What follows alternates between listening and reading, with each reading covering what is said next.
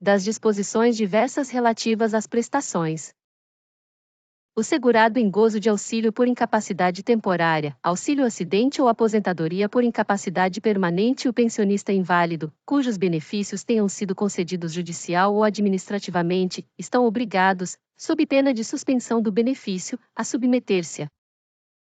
exame médico a cargo da Previdência Social para avaliação das condições que ensejaram sua concessão ou manutenção. Processo de reabilitação profissional prescrito e custeado pela Previdência Social, e tratamento oferecido gratuitamente, exceto o cirúrgico e a transfusão de sangue, que são facultativos. O aposentado por invalidez e o pensionista inválido que não tenham retornado à atividade estarão isentos do exame de que trata o caput deste artigo. Após completarem 55 anos ou mais de idade e quando decorridos 15 anos da data da concessão da aposentadoria por invalidez ou do auxílio-doença que a precedeu, ou após completarem 60 anos de idade. A isenção de que trata o parágrafo 1º não se aplica quando o exame tem as seguintes finalidades: verificar a necessidade de assistência permanente de outra pessoa para a concessão do acréscimo de 25% sobre o valor do benefício, conforme dispõe o artigo 45. Verificar a recuperação da capacidade de trabalho, mediante solicitação do aposentado ou pensionista que se julgar apto. Subsidiar a autoridade judiciária na concessão de curatela, conforme dispõe o artigo 110.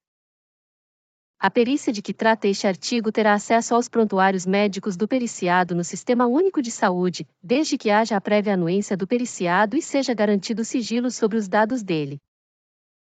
É assegurado o atendimento domiciliar e hospitalar pela perícia médica e social do INSS ao segurado com dificuldades de locomoção, quando seu deslocamento, em razão de sua limitação funcional e de condições de acessibilidade, impõe-lhe ônus desproporcional e indevido, nos termos do regulamento. A avaliação de que trata o inciso 1º do caput deste artigo poderá ser realizada de forma remota ou por análise documental, observado o disposto no parágrafo 14 do artigo 60 desta lei e no parágrafo 7º deste artigo.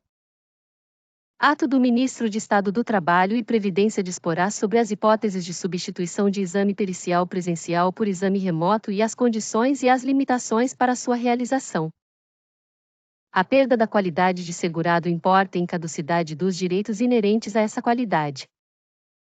A perda da qualidade de segurado não prejudica o direito à aposentadoria para cuja concessão tenham sido preenchidos todos os requisitos, segundo a legislação em vigor à época em que estes requisitos foram atendidos.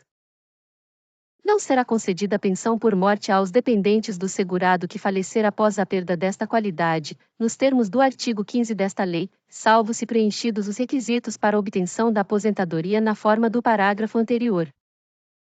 O prazo de decadência do direito ou da ação do segurado ou beneficiário para a revisão do ato de concessão, indeferimento, cancelamento ou cessação de benefício e do ato de deferimento, indeferimento ou não concessão de revisão de benefício é de 10 anos, contado do dia 1º do mês subsequente ao do recebimento da primeira prestação ou da data em que a prestação deveria ter sido paga com o valor revisto, ou do dia em que o segurado tomar conhecimento da decisão de indeferimento, cancelamento ou cessação do seu pedido de benefício ou da decisão de deferimento ou indeferimento de revisão de benefício, no âmbito administrativo. Prescreve em 5 anos, a contar da data em que deveriam ter sido pagas, toda e qualquer ação para haver prestações vencidas ou quaisquer restituições ou diferenças devidas pela Previdência Social, salvo o direito dos menores, incapazes e ausentes, na forma do Código Civil. O direito da Previdência Social de anular os atos administrativos de que decorram efeitos favoráveis para os seus beneficiários decai em 10 anos, contados da data em que foram praticados, salvo comprovada a má-fé. No caso de efeitos patrimoniais contínuos, o prazo decadencial contar-se-á da percepção do primeiro pagamento. Considera-se exercício do direito de anular qualquer medida de autoridade administrativa que importe impugnação à validade do ato. As ações referentes à prestação por acidente do trabalho prescrevem em 5 anos, observado o disposto no artigo 103 desta lei, contados da data do acidente, quando dele resultar a morte ou a incapacidade temporária, verificada esta em perícia médica a cargo da Previdência Social, ou em que for reconhecida pela Previdência Social a incapacidade permanente ou agravamento das sequelas do acidente. A apresentação de documentação incompleta não constitui motivo para recusa do requerimento de benefício. A comprovação do exercício de atividade rural será feita, complementarmente à autodeclaração de que trata o parágrafo 2º e ao cadastro de que trata o parágrafo 1º, ambos do artigo 38b desta lei, por meio de, entre outros, contrato individual de trabalho ou carteira de trabalho e previdência social, contrato de arrendamento, parceria ou comodato rural. Declaração de aptidão ao Programa Nacional de Fortalecimento da Agricultura Familiar, de que trata o inciso 2º do caput do artigo 2º da Lei nº 12.188, de 11 de janeiro de 2010, ou por documento que a substitua. Bloco de notas do produtor rural. Notas fiscais de entrada de mercadorias, de que trata o parágrafo 7º do artigo 30 da Lei nº 8.212, de 24 de julho de 1991, emitidas pela empresa adquirente da produção, com indicação do nome do segurado como vendedor. Documentos fiscais relativos à entrega de produção rural à cooperativa agrícola, entre posto de pescado ou outros, com indicação do segurado como vendedor ou consignante. Comprovantes de recolhimento de contribuição à Previdência Social decorrentes da comercialização da produção. Cópia da declaração de imposto de renda, com indicação de renda proveniente da comercialização de produção rural, ou licença de ocupação ou permissão outorgada pelo INCRA. O tempo de serviço de que trata o artigo 55 desta lei será considerado para cálculo do valor da renda mensal de qualquer benefício, mediante justificação processada perante a Previdência Social, observado o disposto no parágrafo 3º do artigo 55 e na forma estabelecida no regulamento, poderá ser suprida a falta de documento ou provado ato do interesse de beneficiário ou empresa, salvo no que se refere a registro público. O benefício será pago diretamente ao beneficiário, salvo em caso de ausência, moléstia contagiosa ou impossibilidade de locomoção, quando será pago a procurador, cujo mandato não terá prazo superior a 12 meses, podendo ser renovado.